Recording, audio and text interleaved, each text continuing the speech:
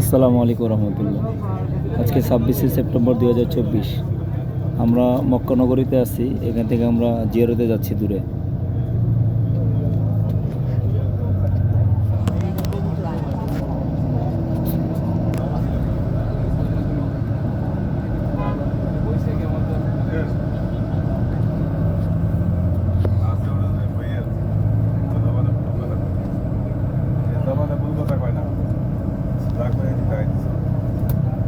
বেশি কথা বলবেন।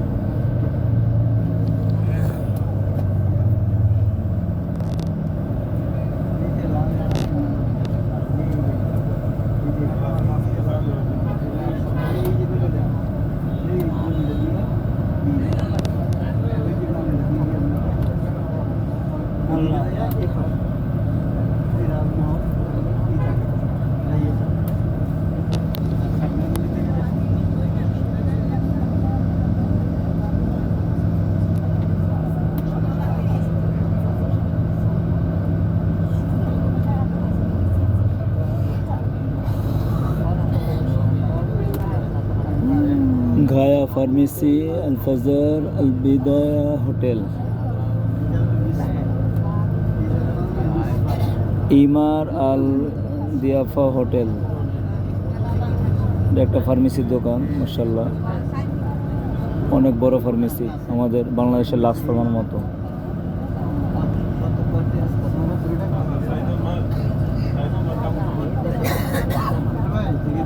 রাওয়াত আল খলিল হোটেল, আল মারজান হোটেল।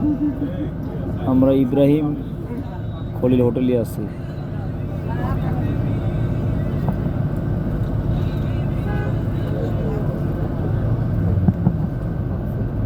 ছোট একটা মসজিদ, মাসারাত আখির। আসসালামু আলাইকুম ওয়া রাহমাতুল্লাহি ওয়া বারাকাতুহু। সম্মানিত জিয়ুফুর রহমান, আল্লাহর মেহমানগণ, খুব খেয়াল করি, সবাই ব্যক্তিগত কথাবার্তা বন্ধ করি। আমাদের যে সফর, এই সফর দুনিয়ার কোনো ট্যুর না, দুনিয়ার কোথাও ঘুরতে যাওয়ার মতো কোনো ট্যুর না। নবীজি সাল্লাল্লাহু আলাইহি সাল্লামের জন্মের এই মাসে, রবিউল আউয়াল মাসে আমাদের এই উমরা সফর। দুনিয়ার 600-700 কোটি মানুষের মধ্যে আল্লাহ রাব্বুল আলামিন দয়া মায়া করে, মেহেরবানি করে আমাদের মতো কিছু অযোগ্য গুনাহগার বান্দাকে আল্লাহ তৌফিক দিয়েছেন। তো আল্লাহর মেহেরবানিতে আমাদের মুফতি তাহা সাহেব পক্ষ থেকে যে আমরা এসেছি, উনি যেভাবে আমাদের তদারকি করতেছেন, আমি তো আল্লাহ তাআলা আরো কয়েকবার আসার তৌফিক দিয়েছেন। ছোট ছোট পাহাড়। বাস্তব বিষয় হলো, অনেক আল্লাহর বান্দারা আসে ওমরায়, সাথে কোনো গাইড থাকেন না, যে ট্রাভেলসের মাধ্যমে আসে, ট্রাভেলসের মালিকও থাকেন না। উনি আমাদের যেভাবে টেক কেয়ার করতেছেন, যেভাবে আমাদের খোঁজ খবর নিচ্ছেন, তাদের মাঝে, নাতি নাতনিদের মাঝে আমরা এই গল্পগুলোকে শেয়ার করব। যেখানে যাচ্ছি, কোথায় কোথায় যাবো, এটা ইনশাআল্লাহ এখন আমাদের মহলে আলোচনা করতে। এটা মক্কা শহর। প্রথমে নিয়ে যাবে গারে সৌর, বা আমরা আমাদের সবচেয়ে বুঝি হেরা গুহা। এই হেরা গুহাটা কি? হেরা গুহাটা হলো নবীজি সাল্লাল্লাহু আলাইহি সাল্লামের মক্কার 13 বছর জীবন। রাওয়া হোটেল। অত্যন্ত কষ্টের এই সময়টায় নবীজি সাল্লাল্লাহু আলাইহি সাল্লামকে শেষ পর্যন্ত আর মক্কায় থাকতে না দিয়ে, তারা যেভাবে নবীজি সাল্লাল্লাহু আলাইহি সাল্লামকে বের করে দিয়েছেন, মক্কা থেকে বের হতে বাধ্য করেছেন। নবীজি সেই মদিনায় হিজরতের পূর্বে যেই পাহাড়ের গর্তে গিয়ে নবীজি আত্মগোপন করেছিলেন, ওয়াচ টাওয়ার দেখা যাচ্ছে। নবী মুহাম্মদুর রাসূলুল্লাহ পুরো মক্কা শহর সাল্লাল্লাহু আলাইহি সাল্লাম নিজ কওমের অত্যাচারে, নিজ গোত্রের মানুষের অত্যাচারে মক্কা ত্যাগ করতে হয়েছে এই দ্বীনের জন্য, ইসলামের জন্য। প্রিয় ভাই, যেই বিশাল পাহাড়, আমাদেরকে তো, আমরা তো এখন পাহাড়ে উঠবো না, পাহাড়ে ওঠার সুযোগও পাবো না। পাহাড়ের পাদদেশে আমাদেরকে গাড়ি নিয়ে আমরা সেখানে অপেক্ষা করব।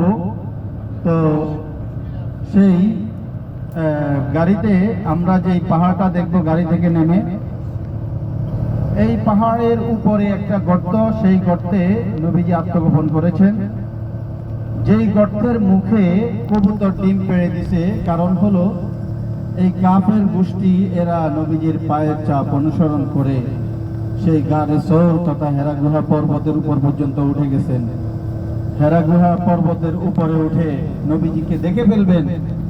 সাইয়েদনা আবু বকর রাদিয়াল্লাহু তাআলা আনহু বলছেন, ইয়া মক্কা রাসূলুল্লাহ, নগরে কাফেরদের প্রত্যেকটা পা দেখা যায়, তারা তো বলে যে কোনো ডানে সময় বামে আমাদের দেখে এখনো ফেলবে। পাহাড় আছে। নবীজি বলেছেন, পাহাড়ের উপরে এরকম সাদা ঘাস দেখা যাচ্ছে। হ্যাঁ, বুঝতে পারছেন এটা কি ঘাস? একটা তবে খুব শব্দই সুন্দর সাদা ঘাস। হযরত আবু বকর বলেন, আমাদের কলিজার মধ্যে পানি ঢেলে দিয়েছে আমার। আল্লাহর রাসূল বলেন, তুমি ভয় পাচ্ছ কেন আবু বকর? আরে আমাদের সাথে তো আল্লাহ আছেন। তো এই সান্ত্বনার পরে আবু বকর বলেন, আমি শান্ত হয়ে গেছি, কারণ আমাদের সাথে আল্লাহ আছেন।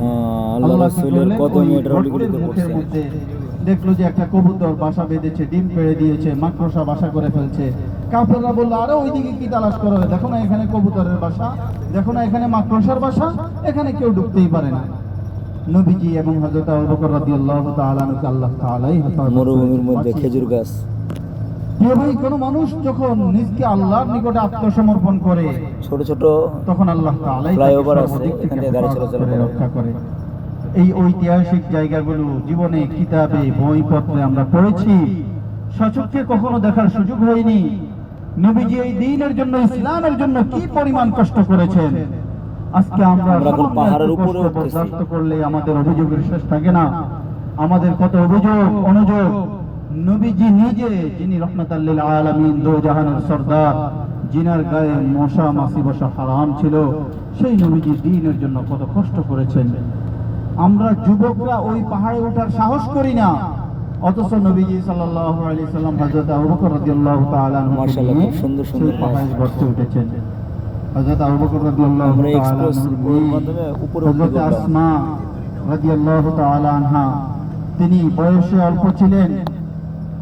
তিনার বাবা আবু বকর এবং নবীজি সাল্লাল্লাহু আলাইহি সাল্লাম দুজনকে দুধ পান করানোর জন্য তিনি একটা বেড়া বকরির পাল নিয়ে সেই পাহাড়ে প্রতিদিন 2 বার করে উঠতেন। আর কাফেররা মনে করতো এ তো বকরি চড়াইতে যাচ্ছে, অথচ তিনি বকরিগুলো চড়ানোর নাম দিয়ে এত উঁচু এই পাহাড়ে উঠেছেন নবীজির মুখে বকরির দুধ পৌঁছানোর জন্য, দুধ পান করানোর জন্য। তো প্রিয় ভাই, এই দিন আমরা একটা কথা মনে রাখবো, কেউ নিজে মন মতো এদিক সেদিক ছুটে যাব না। আজকে আমাদের যে জিয়ারা, আমাদেরকে আমাদের ট্রাভেলসের যে পরিচালক মুফতি তোহা সাহেব, উনি আমাদেরকে যেভাবে দিক নির্দেশনা দিবেন এইভাবে আমাদের চলতে হবে। এখানে আমাদের পাহাড়ের নিচে গাড়ি রাখবে, আমরা গাড়ি থেকে নামবো, নেমে এই পাহাড়টা দেখবো। এরপর আমরা গাড়ি শহরে এখানে চলে এসেছি, হয়তো লালপাড়া আরাফাত ময়দানে গিয়ে সেখানে আমাদেরকে অনেক সময় দিবে, সেখানে আমরা জাবালে রহমত, সেখানে আমরা উঠবো। গাড়ি সাউর থেকে আমরা যখন আবার গাড়িতে উঠবো, তখন আরাফা সংক্রান্ত আলোচনা করব। এই আলোচনাগুলো যদি খেয়াল করে না শুনি, তাহলে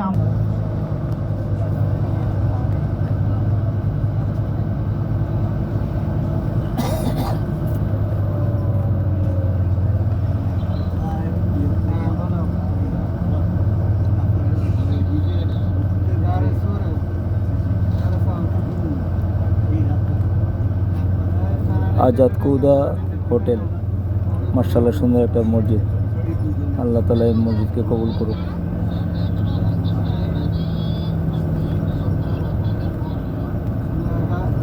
আমরা এখন গাড়ে সাউরে চলে আসছি আলহামদুলিল্লাহ। বাইতুল্লাহর সামনে থেকে গাড়ে সাউর, আল্লাহ রাসূলের পরিমাণ জায়গা হাইটে আসতেন এবং বিবি খাদিজা, আম্মাজান খাদিজা রাদিয়াল্লাহু আনহা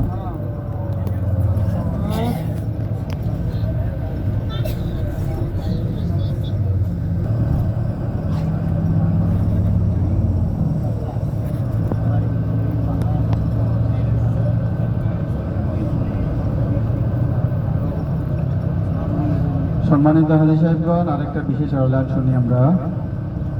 আমরা আলহামদুলিল্লাহ চলে আসছি গাড়ে সাউরে। শুরু দিয়েছিলাম, তো এবারও সবাই যদি দান করে, আমরা ইনশাল্লাহ আপনাদের দান ওই এতিম পরিবারে পৌঁছাবো ইনশাল্লাহ। খুব অসহায় একটা পরিবার এখানেই থাকে। তো আমরা যেখানে আসছি গাওয়ার শহর এইখানেও মার্শাল্লাহ অনেক কবুতর আছে, আমরা এখানে করে কবুতরকে খাওয়াবো ইনশাল্লাহ। এটা সেই গাড়ে শহর। আল্লাহু আকবার।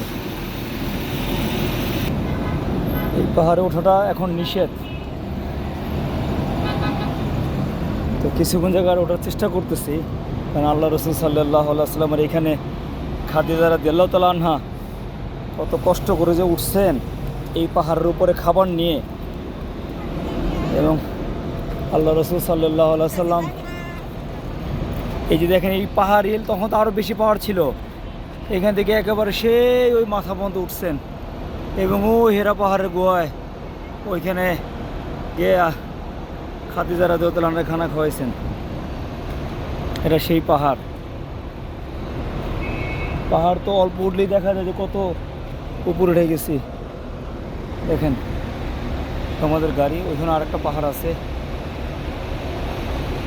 তো আল্লাহ রসুল ওইখানে আরেকটা পাহাড় আছে, পুরো মক্কাটাই পাহাড় বেষ্টিত এলাকা।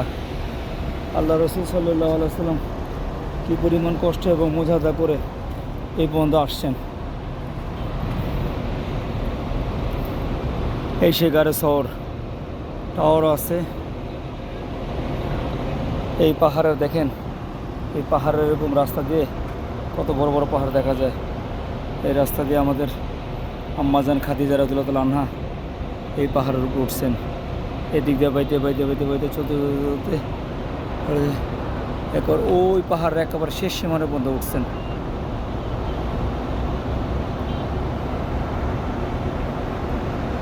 আম্মাজান খাদিজা রাদিয়াল্লাহু তাআলা পুরা জিন্দিগি, পুরোটার সময়, যতটুকু সময় আল্লাহ রসুল তার সাথে ছিল, পুরো সময়টা যতটুকু খিদমত করা দরকার ছিল, জান দিয়ে, মাল দিয়ে, সময় দিয়ে, দিনের লাইনে সর্বোচ্চ কোরবানি করছেন।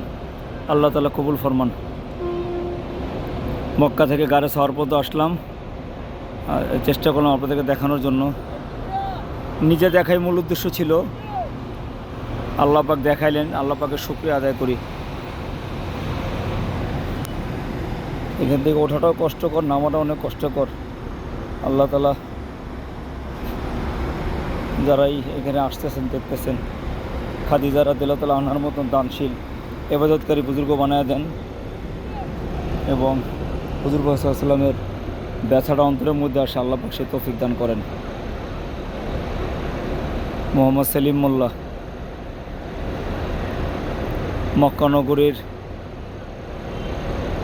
হেরা গুহার সামনে থেকে।